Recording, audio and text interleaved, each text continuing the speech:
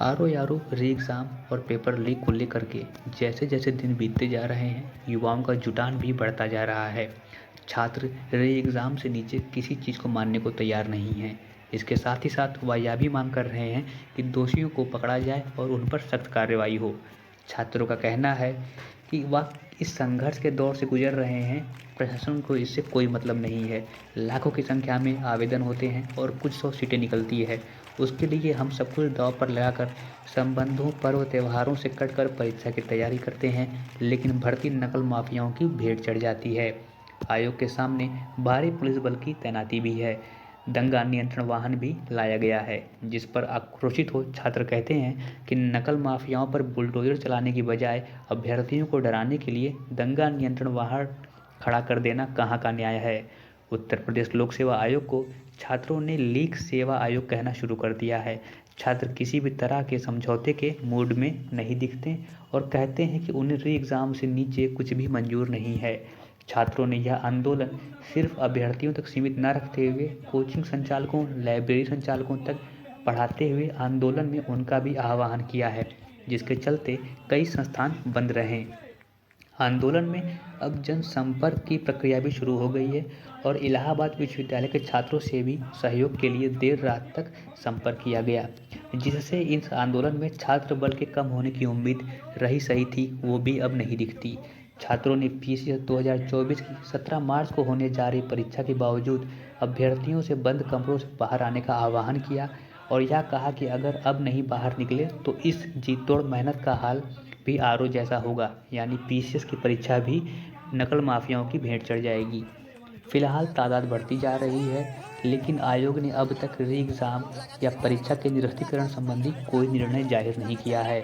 लेकिन जिस तरह से छात्र एक ही नारा, एक ही नाम री एग्ज़ाम का नारा लगा रहे हैं, ऐसे में आयोग के फैसले से ही आंदोलन का रुख आगे क्या होगा, ये स्पष्ट होगा। प्रतियोगियों ने अब ऐलान भी कर दिया है कि जब तक परीक्षा निरस्त नहीं होगी, तब तक पीछे नहीं हटेंगे। वार्ता की हर कोशिश बेकार साबित हुई और परीक्षा निरस्त कराने को अड़े प्रतियोगियों ने अनुसचिव से भी बात नहीं की। समीक्षा अधिकारी, सहायक समीक्षा अधिकारी की प्रारंभिक परीक्षा को दोबारा कराए जाने की मांग को लेकर उत्तर प्रदेश लोक सेवा आयोग पर डटे प्रतियोगी छात्रों से शुक्रवार को वार्ता की हर कोशिश बेकार रही। जगह जगह से जुलूस की शक्ल में पहुंचे युवा देर रात तक वहीं डटे रहे। इनमें बड़ी संख्या में महिला अभ्यर्थी भी शामिल रही। इस दौरान आयोग के उप सचिव व अन्य अफसर प्रतियोगियों के प्रतिनिधिमंडल से वार्ता के लिए पहुंचे, लेकिन वह तैयार नहीं हुए। नाराज सैकड़ों अभ्यर्थी वार्ता के लिए अध्यक्ष को बुलाने की जिद करते रहे।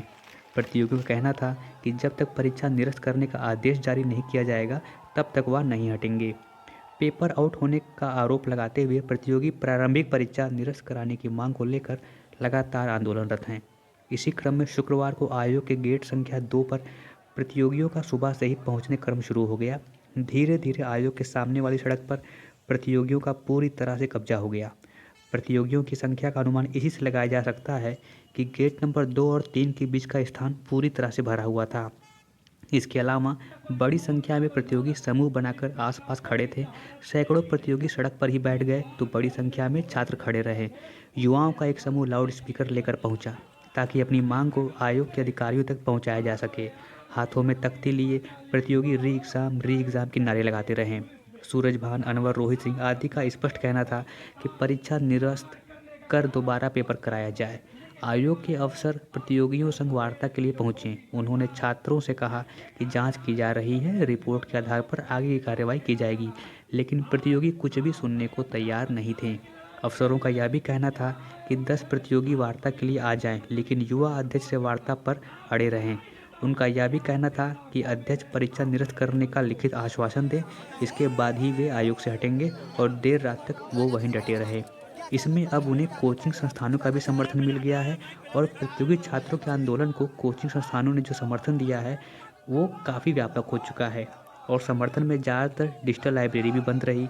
दिशा छात्र संगठन से जो छात्र जुड़े थे वो भी आंदोलन में शामिल हो गए और पुलिस भर्ती परीक्षा निरस्त करने की मांग भी होने लगी, यानी कि पुलिस भर्ती परीक्षा और आरोप के कारण आयोग के साथ ही साथ शिक्षा प्रणाली के साथ ही साथ नौकरी व्यवस्था भी चारों तरफ से घिरती हुई दिखाई दे रही है। प्रदर्शन करने वालों में कई छात्र रहे और विश्वविद्यालय से जुलूस भी निकाला गया, ज्ञापन भी सौंपा गया।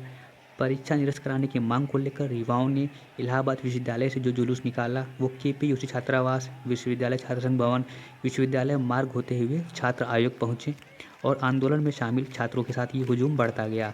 छात्र सरकार के खिलाफ नारेबाजी करते हुए चल रहे थे। इसके अलावा प्रतियोगियों ने एक वर्ग जो था प्रतियोगियों का वो कलेक्ट्रेट में ज्ञापन सौंपने चला गया। वह आरओ के साथ पुलिस भर्ती को भी निरस्त किए जाने की मांग कर रहे हैं।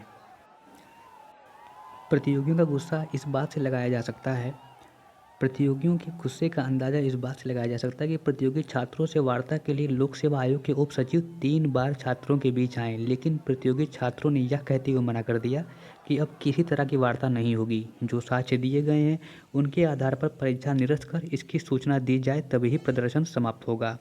यहाँ तक कि खाना भी अंदर नहीं जाने दिया गया। यानी लोक सेवा आयोग के एक कर्मचारी के परिवार से एक महिला रात को आयोग दफ्तर पहुंची और वो खाना लेकर आई थी। यह कर्मचारी को खाना देने के लिए अंदर जाना चाहती थी लेकिन अंदर नहीं जा सकी। गुस्से में उसने पूरा खाना बाहर कुत्ते को खिला दिया।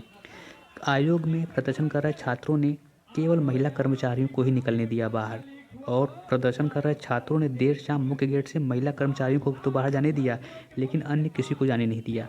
प्रतियोगी छात्रों का कहना है कि देर रात आयोग के अध्यक्ष भी पीछे के रास्ते से निकल गए। अधिकांश छात्र रात भर आयोग में रहे लेकिन कुछ छात्र चले गए थे, लेकिन दर्जनों गेट के सामने डटे रहे। छात्र नेता और तमाम छात्र इन सब का हुजूम पूरा बना हुआ था। ये लाउड स्पीकर से लैस थे तो मोबाइल से वीडियो भी बना रहे थे और तमाम तरह के नारेबाजी भी चालू थी। देर शाम अध्यक्ष की पत्नी और बेटी भी आयोग आई। इसमें खबर ये है कि जब 10:30 बजे प्रतियोगी छात्रों का आंदोलन शुरू हुआ था सुबह, तो आयोग के सभी गेटों पर प्रतियोगी छात्रों ने अपना कब्जा कर लिया था। ऐसे में आयोग के भीतर जितने भी अधिकारी और कर्मचारी थे वो बाहर नहीं आ पा रहे थे और ना ही कोई अंदर जा पा रहा था। हंगामे की जानकारी के बाद शाम को तकरीबन 7 बजे आयोग अध्यक्ष की पत्नी और बेटी आयोग दफ्तर पहुंची, जिन्हें पुलिस ने किसी तरह अंदर पहुंचाया। रात में पुलिस कमिश्नर और डीएम भी पहुंच चुके थे और स्थिति का जायजा ले रहे थे।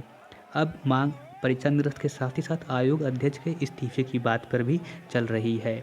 यहाँ तक कि छात्रों ने इसे केवल लोक सेवा आयोग तक सीमित न रखते हुए 28 को दिल्ली में आवाज़ उठाने का भी फैसला किया है।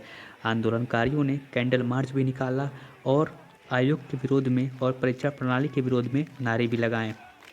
इस पूरे आंदोलन को अब नेताओं का भी समर्थन मिलता जा रहा है और अखिलेश यादव ने ट्वीट करके कहा कि इलाहाबाद लोक सेवा आयोग पर प्रतियोगी छात्रों का जो आंदोलन चल रहा है हम उनके साथ हैं। दरअसल भाजपा किसी भी परीक्षा को पूरा नहीं कराना चाहती क्योंकि उसके बाद नौकरी देनी होगी और नौकरी में इसे आरक्षण देना होगा। भाजपा ना नौकरी देना चाहती है ना आरक्षण, चाहे जो भी हो। अब ये बात तो स्पष्ट है कि जिस तरह का प्रतियोगियों को समर्थन मिलता जा रहा है उसके पीछे मंशा किसी की भी हो, लेकिन इससे जो आंदोलन है वो प्रतियोगियों के पक्ष में मजबूत होता जा रहा है और दिन ब दिन सरकार गिरती जा रही है। जहाँ तक इस तरह की बात है जिसमें ये कहा जा रहा है कि कोई बीच का रास्ता निकाला जाएगा, उसका भी खंडन कर दिया गया है क्योंकि प्रतियोगी सिर्फ एक ही चीज़ चाहती हैं, जैसा वो नारे में कह रहे हैं, री एग्ज़ाम यानी पुनर्परीक्षा के अलावा वो किसी चीज़ पे बातचीत को तैयार नहीं है और अध्यक्ष के अलावा वो किसी अन्य से बातचीत के लिए भी राजी नहीं है। इस बात से स्पष्ट है कि अगर बात जल्दी नहीं मानी गई तो हो सकता है ये आंदोलन और व्यापक रूप ले ले।